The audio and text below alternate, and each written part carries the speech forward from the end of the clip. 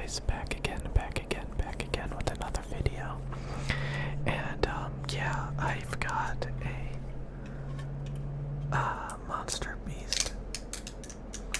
There was a time when I tried to review every single energy drink on the market. And there's YouTube channels out there that review energy drinks and stuff. And honestly, even the bigger channels, they're small, they're chump stuff.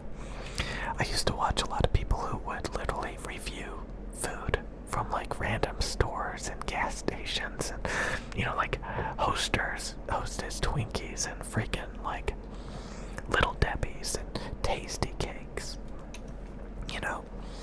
And a lot of those channels are like dead, even the popular ones. It was a different time, you guys. But it was never that good. So for a little bit of time, like, I tried to review every single brand: Rockstar, Monster, Rain, Bang. I reviewed everything. So when I take out one of these drinks, I'm never going to make a dedicated video to something like this. Maybe I have in the past, just because I make so many videos, but like, it's just not worth it to like review this garbage. Jesus Christ, that's loud. So this is a carbonated, like, I think it's a spiked seltzer, 6% hard. This, I think, is supposed to taste like Monster Zero Ultra, which I would say tastes like grapefruit. I remember I was watching one of those review channels, and they said, Monster Zero Ultra tastes like grapefruit. And I was always trying to figure out, like, what Monster, Zero Ultra flavor was. And I think it's freaking grapefruit. But this has alcohol in it, so that ruins it even more. Most likely not going to buy any more of these. I bought like 2 or 3 of them like a few days ago. And I mainly bought them because I thought it would help me like sleep. But honestly, it doesn't. And so yeah, typically when I get drunk, I'm a very happy drunk. I'm very happy, joy, happy. But again, I don't think you should drink too much because it'll like give you a hangover and like you'll be really dehydrated in the morning, and you really gotta drink it at the right time. You really gotta drink it at the right time. So yeah, my boys. Okay. So I don't think it matters what flavor you get because the alcohol and just the Monster flavors in general, I don't know. It's more about like the alcohol.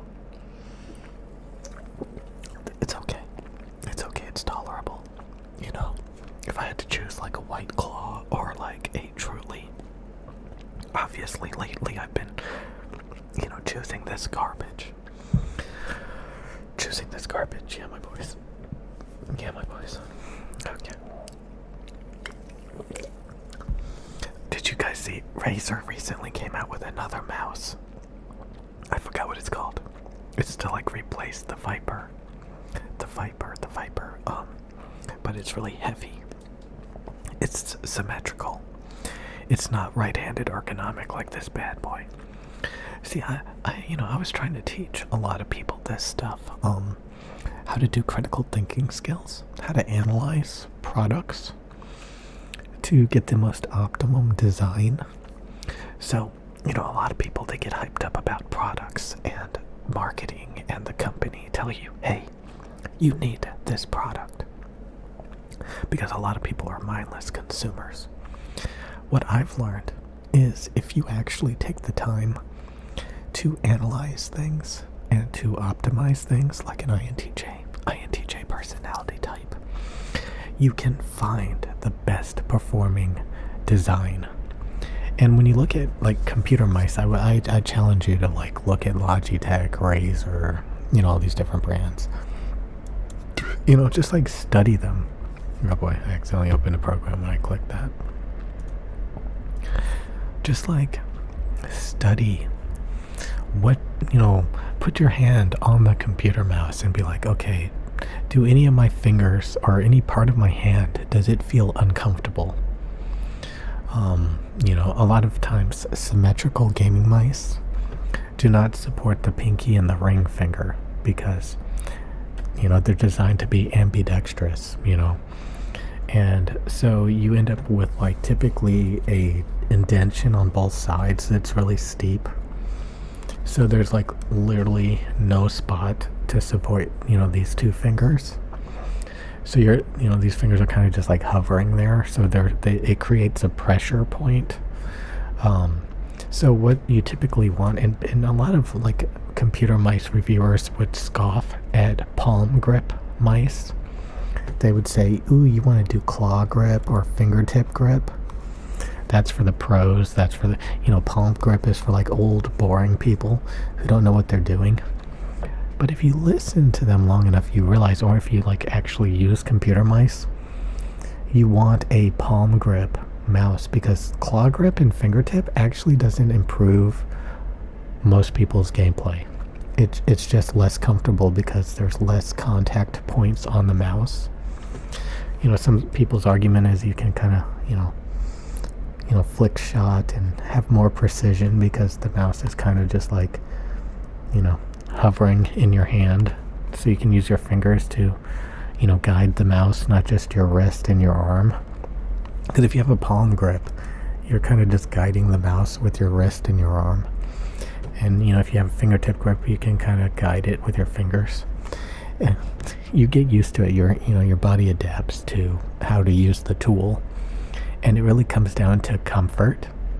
So a mouse that, supports your, every part of your hand, has a lot of contact points, will reduce pressure points. And if it's shaped right, it won't hurt your hand. So if like the mouse is too small, it'll cramp your hand. So people say, this mouse is like too big, it's palm grip.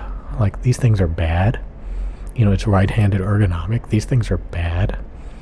No, these things are designed for comfort. And even if you have a right-handed ergonomic mouse, like Logitech has a couple, doesn't mean it's completely fully optimized.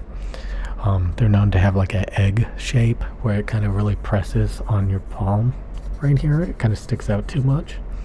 But we can see on the Razer one, it kind of, it's pretty extreme. It doesn't bulge out right here. Kind of just rolls off. So this may sound complex, but if you really kind of think about these things, you can say, okay, I know what kind of shape it has to be optimum.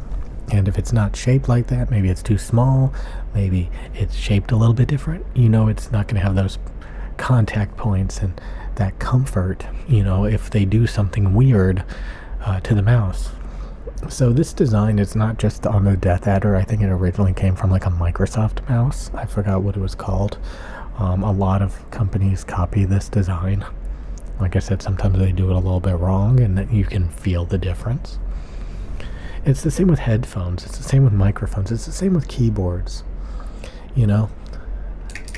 Like this keyboard. It's 4mm travel distance, so it has a good lengthy travel distance. It's not too short, which bottoms out too hard. It's clicky, it's tactile, so you get a lot of feedback when you're pressing the keys. Punch the keys, for God's sakes. It's got PBT keycaps. It's got backlit, so you can see it in the dark. It's got optical switches, which means it'll never, double type or ghost type. This mouse has optical switches, so, it'll never double click or not hold a click, because it's lasers, people. So it's got PBT textured, keycaps, so it's not slippery, it's not glossy, it's not sticky. You kind of learn these things. Like this is very textured. It's very textured. So it's not glossy, so it's not going to be sticky. It's going to have a good grip without, smudging or being sticky. Glossy is sticky. It's really annoying. So, you learn these little details and you can find amazing stuff and you can utilize it. Again, when you get into audio equipment, frequency response is what it's all about. Tuning, tonality. Mice, it's all about the shape. Keyboards, it's about a bunch of things. Does it ping? Does it, have all these things? PBT keycaps, optical switches. Is it clicky, tactile? Or is the spring heavy? Or are the keys light? Does it have a good travel distance? You learn these specifications, these details. What is optimum? That's up to you to decide. And it's very easy to know what you want. I want a certain travel distance. I want it to be clicky, tactile. I want it to have PBT keycaps. I want it to have a metal backplate. I want it to have dampening foam. I want it to have optical switches. I want it to have backlit, stuff. I want it to have good stabilizers.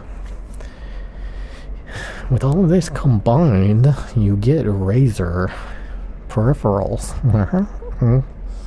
Okay, I'll see you guys later.